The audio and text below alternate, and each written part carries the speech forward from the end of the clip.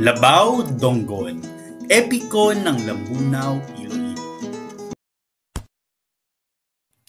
Si Labaw Donggon ay isa sa 3 anak ni Diwatang Abiyang Alonsina at Buyong Paubari.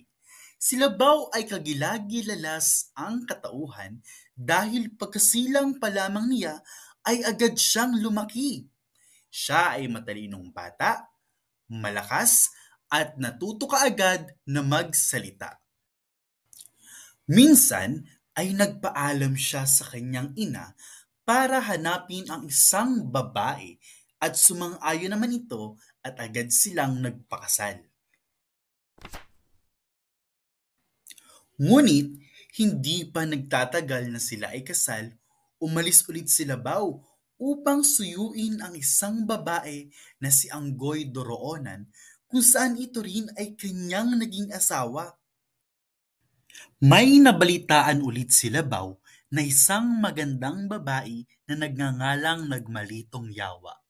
Ngunit si Nagmalitong Yawa ay mayroon ng asawa at ito ay si Buyong Saragnayan. Ayaw ibigay ni Buyong Saragnayan ang asawa kaya't sila ay naglaban ni Labaw. Tumagal ng maraming taon ang kanilang paglalaban sapagkat parehas silang nagtataglay ng pambihirang lakas. Inilublob ni Labaw si Buyong sa tubig at ito ay tumagal ng 7 taon sa ilalim ng tubig. Hinampas naman ni Labaw si Buyong ng matitigas na puno, ngunit nalasog lamang ito. Napagod si Labaw kaya siya ay tinali ni Buyong na parang baboy.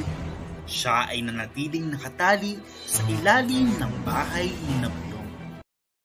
Nagkaanak si Anggoy Doroonan at ito ay si Baranugan.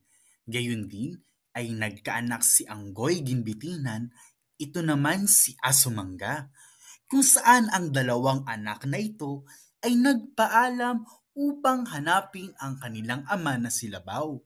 Nagkita sila at nagsama upang mapalaya ang kanilang ama. Nilabanan nila si Buyong, ngunit kahit anong gawin nila ay hindi nila ito nagapi. Kaya naman humingi sila ng tulong sa kanilang lola at ayon dito ay kailangan nilang pumatay ng baboy ramo upang kanilang mapatay si Buyong.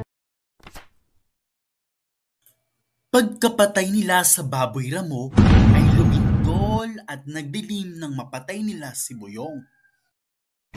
Ipinagpatuloy ng magkapatid ang paghahanap sa ama.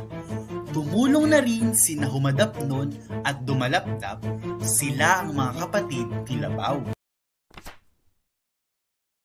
Natagpuan nila si Labaw na hindi na makarinig at hindi na magamit ang pag-iisip. Pinihisan nila ito at inalagaan ng mabuti. Samantala, si Buyong Humadapnon at Buyong Dumalapdap ay ikinasal kina Burigadang Pada at Lubalubyok Hanginon.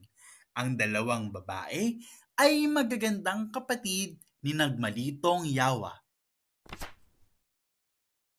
Nang malaman ni Labaw Donggon ang kasal, sinabi nito sa 2 asawa na nais niyang mapakasalan si Nagmalitong Yawa at sinabi niya na gusto pa niyang magkaroon ng isa pang anak.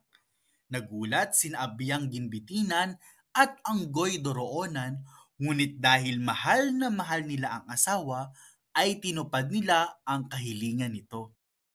Masayang masaya si Labaw nang naibalik ang kanyang lakas at sigla ng isip at ang kanyang tinig ay umalingaw-ngaw sa buong lupain.